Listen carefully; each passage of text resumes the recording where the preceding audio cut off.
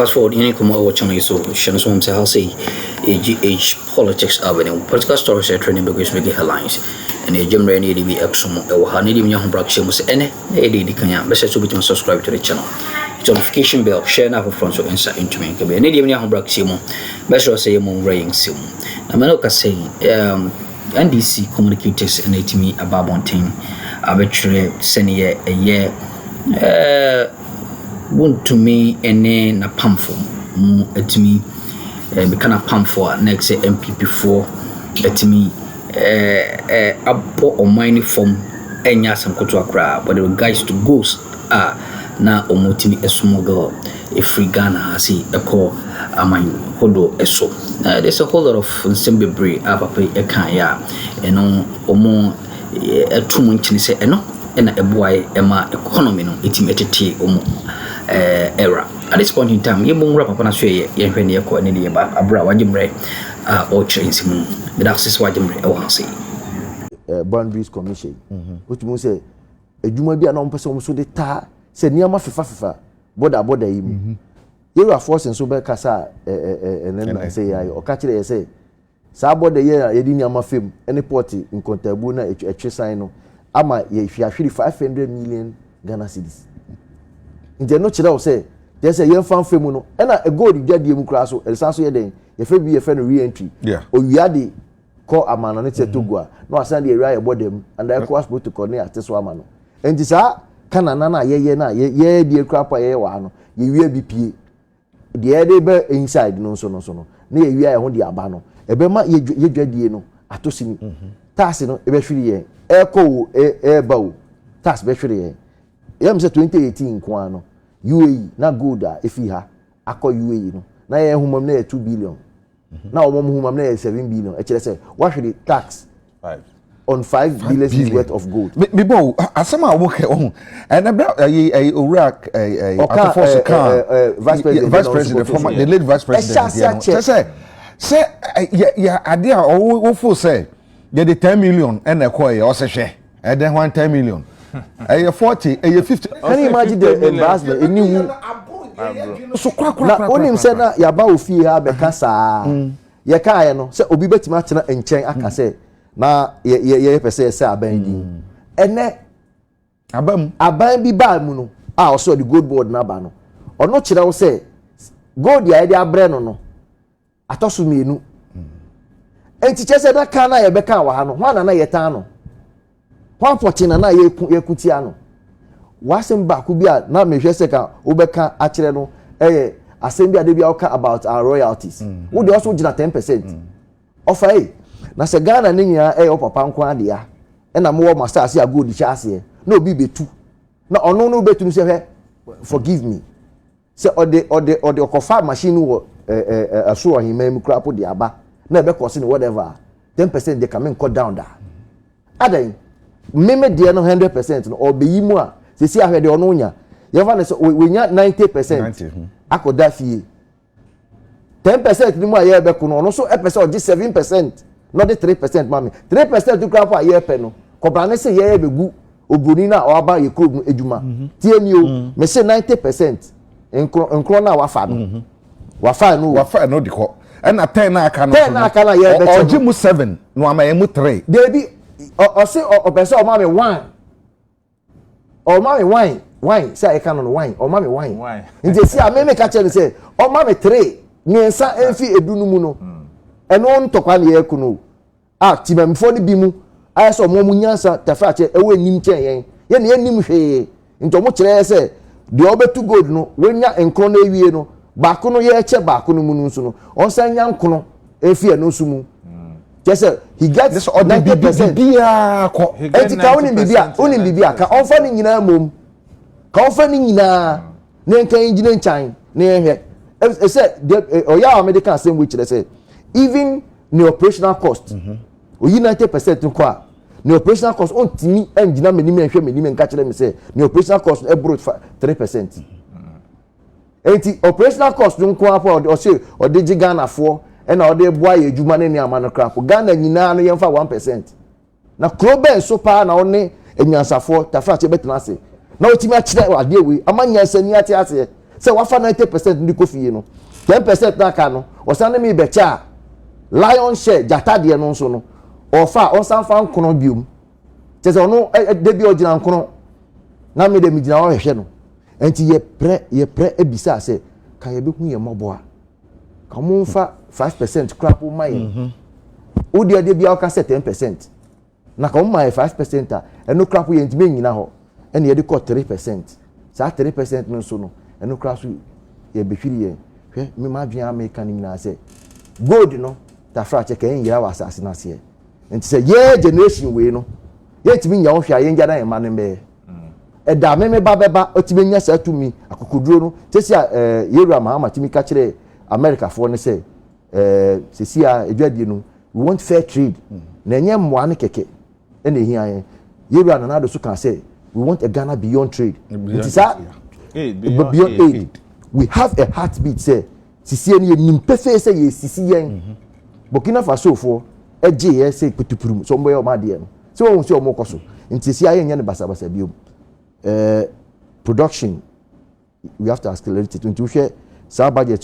that big push ni am ye enye say be ko fi yakọ ye bo se ne akoda o e say e di ni di ekire say sa sika ye omoyi nyina no e be ko factories awohoro no na ochine bi say even their social project bi say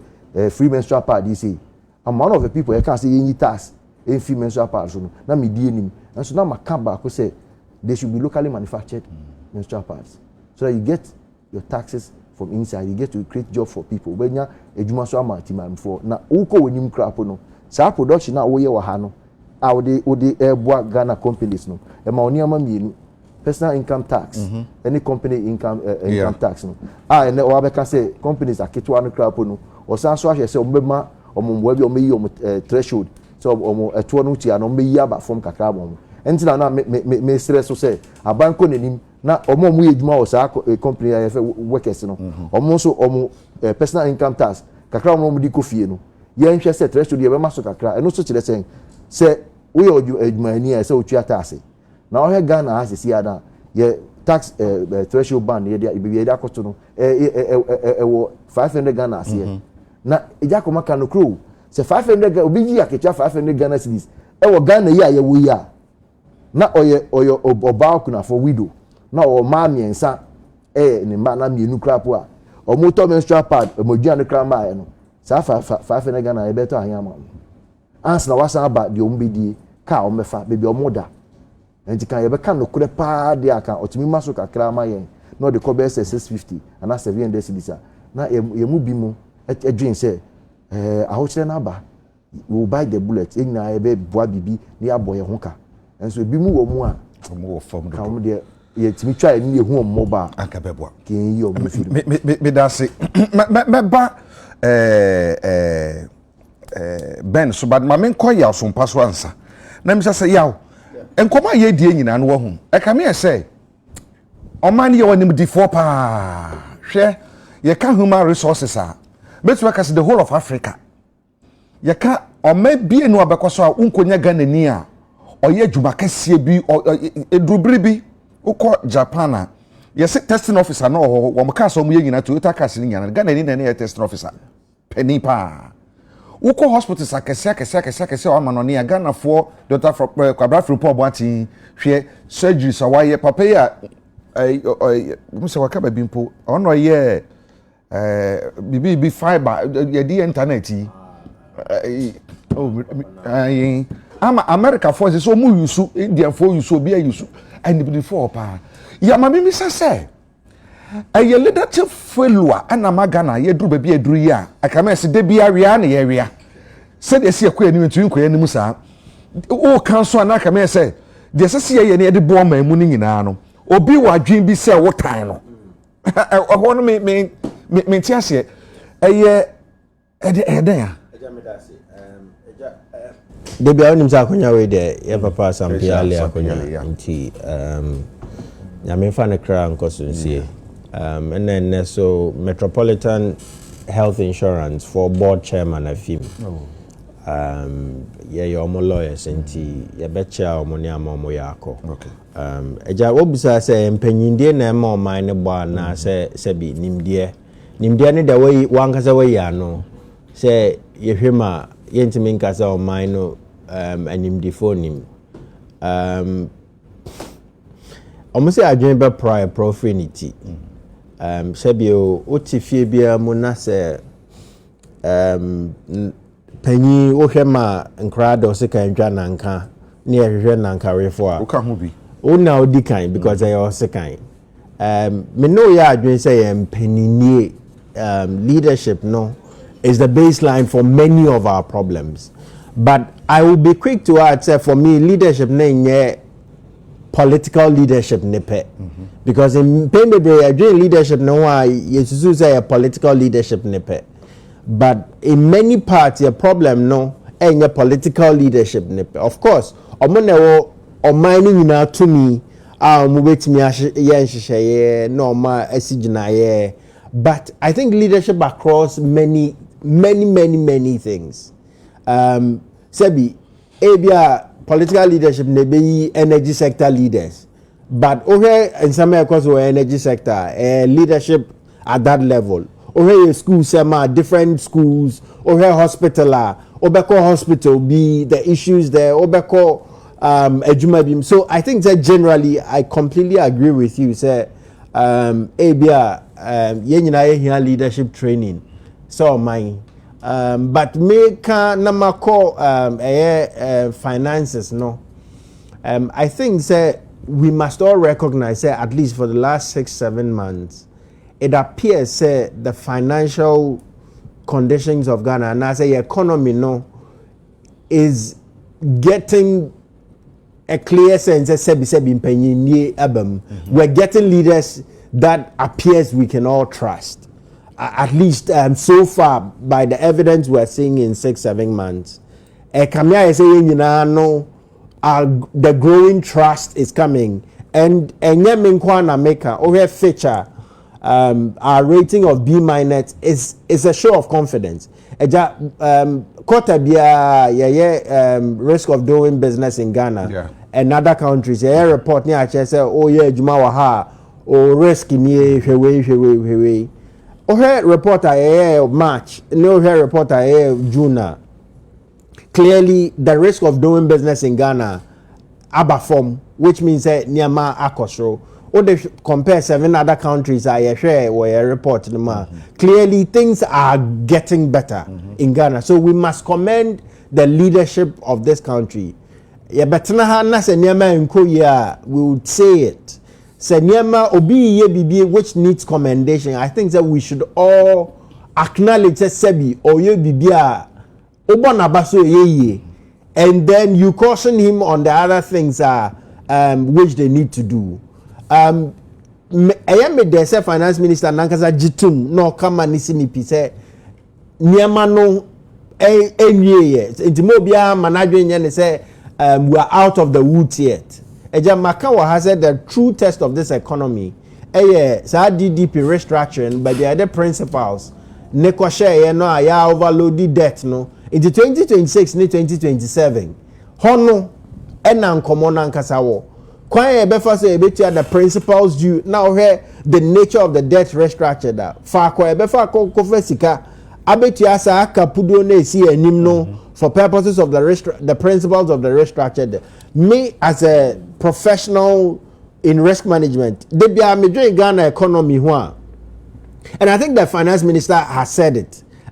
Say those are very difficult things, but Sebi almost start build the funds Andrew Hono na yenya Sebi ya ho akwan debate asaka no. Until yes, Niama are beginning to take shape. But the risks in this economy is by no means over. Yes, we've made significant progress, but ensem no ensaye. Ensem no bebre da so ho. Of course, inflation above from bedru 13.7. It's a really good news. But question I want to say, reduction in increasing prices no. Sebi, what happened? You need price control regime. But before also has the price been passed on, and I think that the last words of the minister is to beg a before say abaya enough amudie kwan bɛn na adwadifoɔ so bɛyɛ ɔmo deɛ yɛntumi regulate market directly sɛ yɛn ka sɛ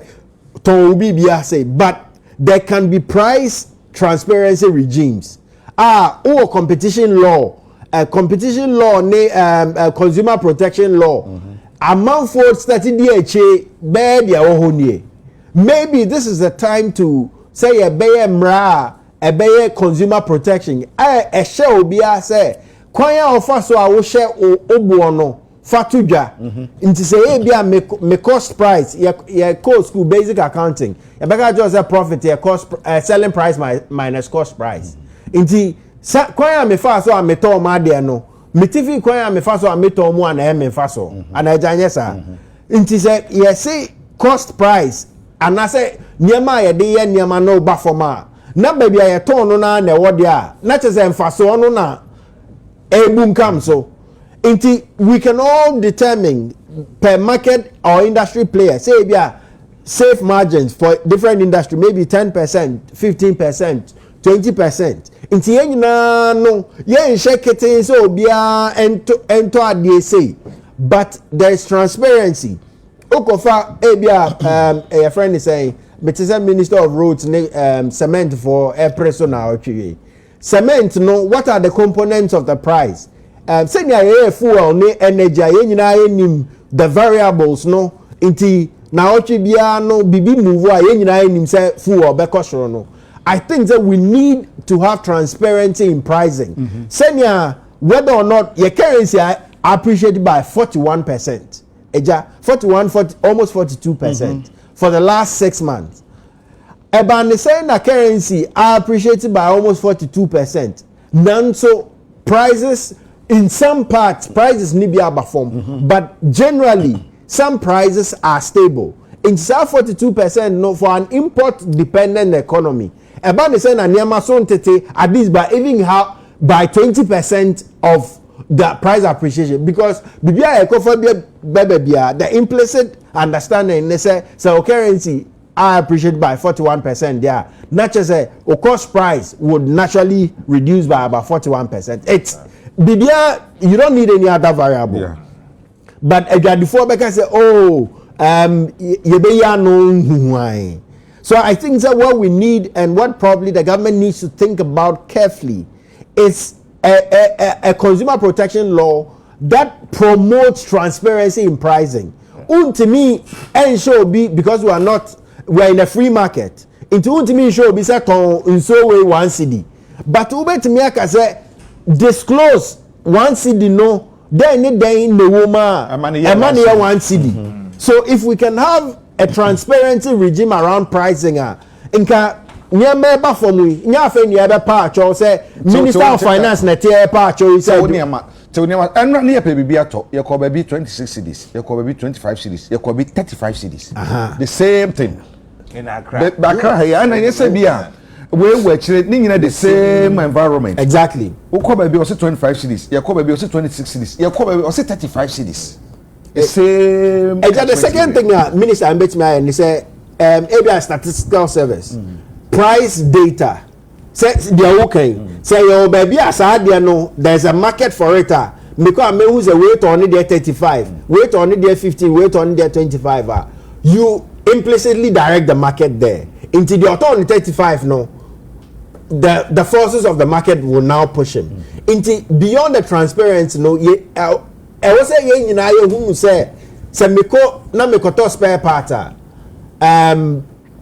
we need statistical service must take leadership in this. Wait on it, they say. Inti prices no samishisha menya no but ejanya na wani ade na ko we ho na ko we ho one way ko we ho na ko we ho 35 ko we ho or 25 no better no 25 no but e dia na 15 bi on che inti the two things I may recommend emra asabi a de transparency ebeba your pricing regime but they told me the agencies of state so said they will publish rates and so that the say Ministry of Agriculture on publish say these are the big market players. Wait on it, they say. Wait on it, they say. Wait on it, they say. That transparency will aid the market. But there are a few things there are a few comments I need to make on this. The same price stickiness. The budget review say interest rate is around 27.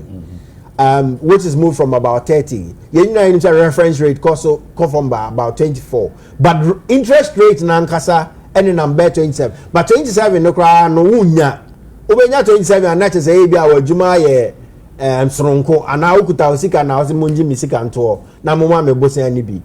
I think say ye nyina ye njintum say bio ye ntimi mbobosi a ho esi ho no eya bupan miensa.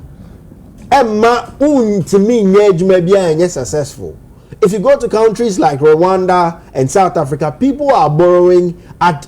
rate uje ho as a abroche. Intina member abroche no, right? The rates are low into ultimate adwuma. I think say one of the things the Ministry of Finance and the Bank of Ghana and they say yes,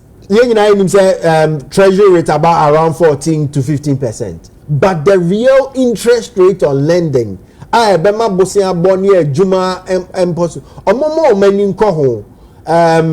cartelling in banking,